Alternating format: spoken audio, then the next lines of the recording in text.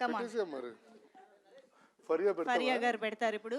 కమాన్ జీవన్ గారిని క్యారెక్టర్ లోకి తీసుకెళ్తున్న ఫరియా గారు. అమ్మా ఫైనల్ గా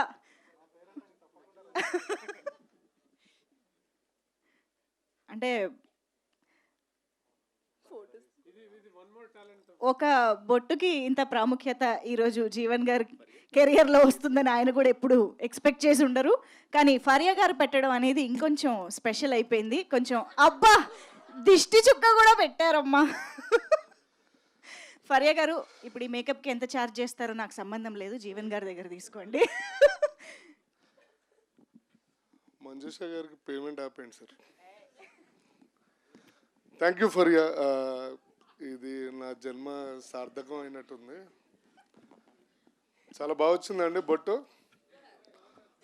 నేను అందంగా ఉన్నానా, అందుకని దిష్టి చుక్క కూడా పెట్టేసింది. Okay, come to the movie point of అంతే. సో సినిమా గుర్రం పాపిరెడ్డి అండి చాలా బాగా వచ్చింది.